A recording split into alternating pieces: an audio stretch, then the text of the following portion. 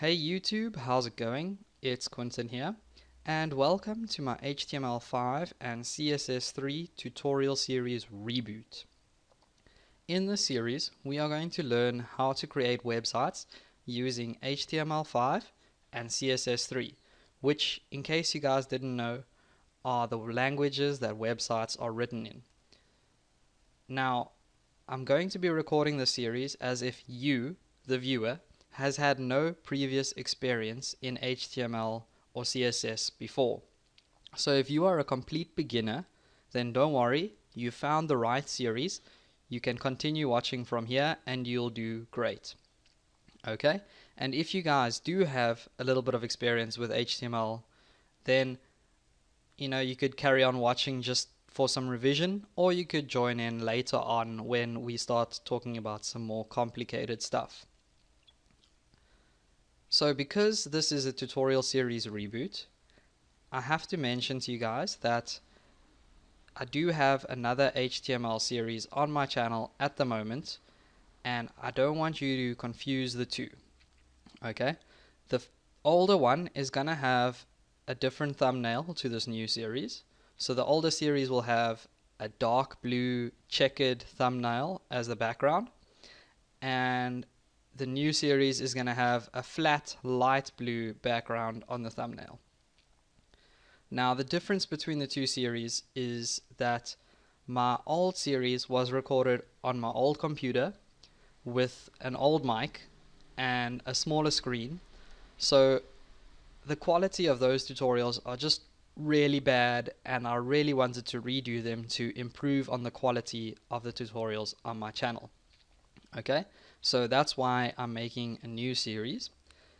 And if you guys want to follow this new series, then just make sure you follow all the same thumbnails. So to get started with this series, there are two things that you guys are gonna have to download, or maybe you've already got them on your computer. Okay, and the first thing we need is a good text editor. So the text editor that I use is Notepad++, and it's a good one. I would recommend, if you're following along with my tutorials, that you download that, and I will show you how to download that in just a moment. And then the second thing that we need, or that you guys need, is a good browser. Now, I use Firefox, but if you guys want to use Chrome, that's up to you. They both work equally as well. Okay? But just make sure you're not using something like Internet Explorer or some older browser. Okay, so let's take a look at installing Notepad++.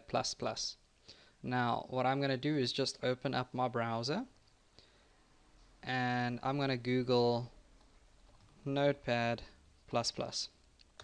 Okay? So you can see that I've got this link that shows up at the top here, which I'll click, and that's going to take me straight to the download page for Notepad++. Now, of course, I want the latest version, which at this moment in time is version 6.5.3. But if you're watching this like 6 months from now, there's probably going to be a newer version. So whatever it is, just download the latest version. So I'm going to go ahead and click download, and I'm going to click save. Now, it's probably worth mentioning that if you guys are using a Mac, then Notepad++ will not work on your computer, and you're going to have to download something like Text Wrangler or some other alternative. Now, that doesn't mean you won't be able to follow along with my tutorials. It just means that you'll be typing in a text editor that looks different to mine.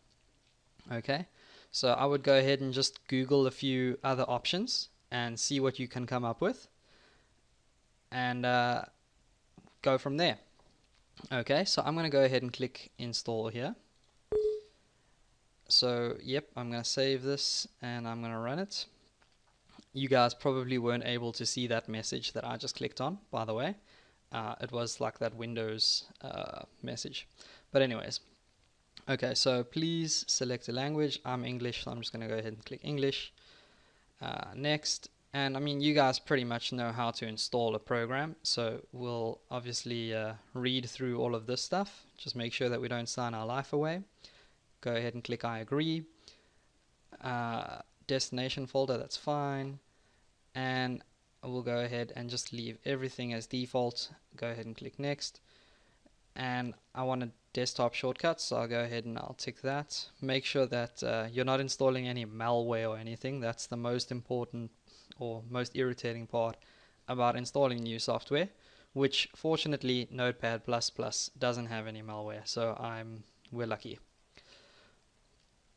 Go ahead and click run Notepad. We'll go ahead and finish this. Okay, so now you can see that Notepad++ is open on my screen, and this is just the change log. So what's new? Whoops.